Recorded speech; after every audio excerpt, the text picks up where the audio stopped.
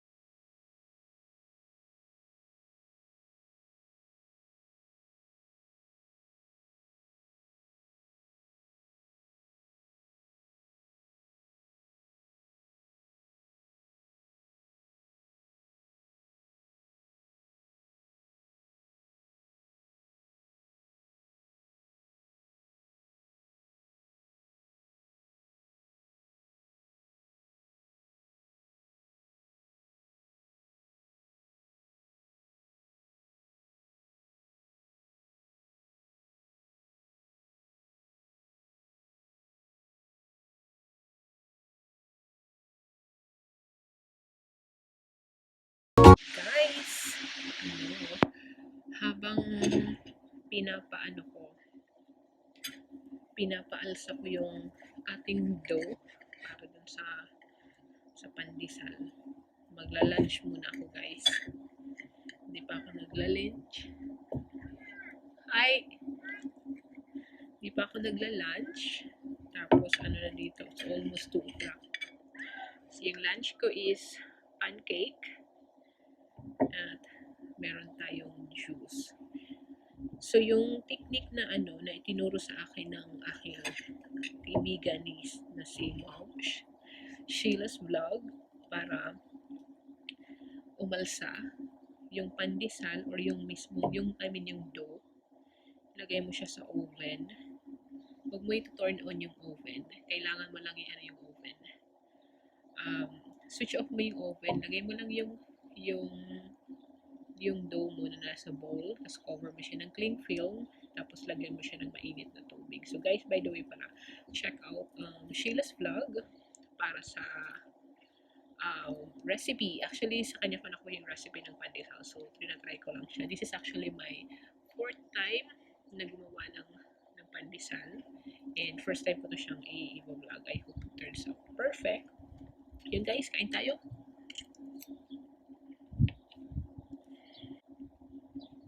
After nito guys, naisip kong linisan yung maliit namin na garden dito. Kasi parang nagbabalak akong magtanim.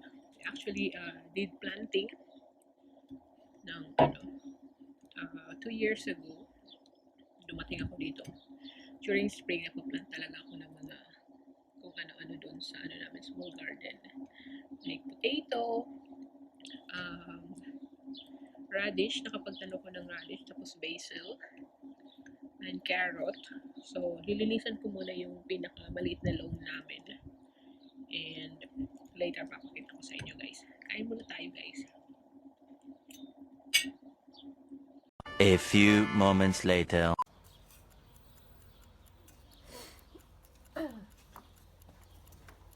So careful with potato. Oh, look, potato. Yeah, but throw it. It will grow. This one is a potato, okay? Some of them are potato. What was it done with the potato? What's that here? This is for potato? See, they have a potato. These are potatoes growing. My shit. But you need to remove all this.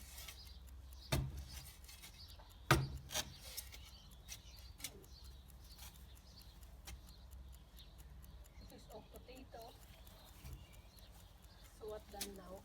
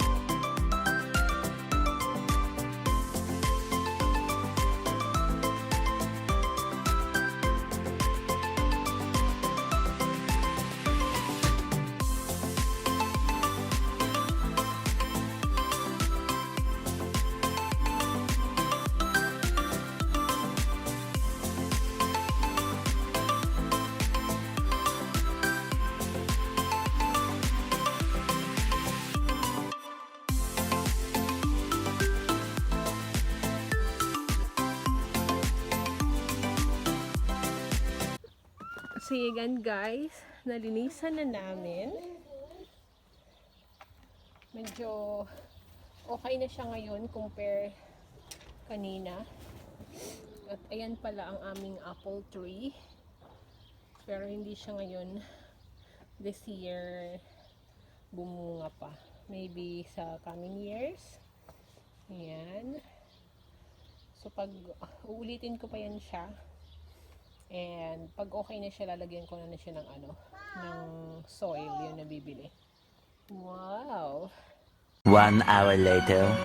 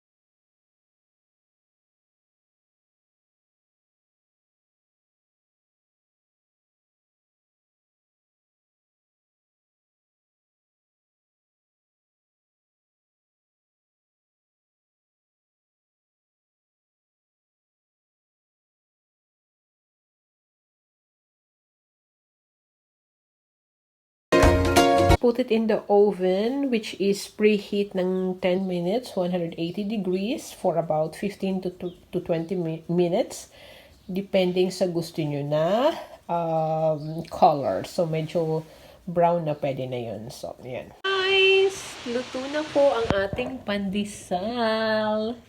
And I have a very successful pandesal, guys. Tinikman ko na po siya, guys. Super, siya, soft. Medyo okay naman yung, yung salt na ginamit ko. Pero, guys, I suggest talaga pag gawa kayo ng pandesal, try to use yung fine na grind na salt. Kasi sa akin kasi naubusan talaga ako ng naubusan kami ng iodized salt or yung fine salt ba yun? Tapos so I decided to use yung Himalayas na lang na salt. Pero ayun, okay naman siya. Hindi naman siya nagkaroon ng effect dun sa sa texture ng pandesal. Still the same, guys. So thank you for watching for this vlog, guys, and I hope you enjoy our vlog today. Bye, guys. Bye. See you in our next vlog. Bye. Like mga pandesal? It's in the other side. Sammy, do you like it? How many did you eat already? Huh? How many did you eat already? 3. Two? Only two? And this is your third one. Okay. So, approve. Approve. Oh, down. Approve. Thank you, Belle. Yung ating pandesal.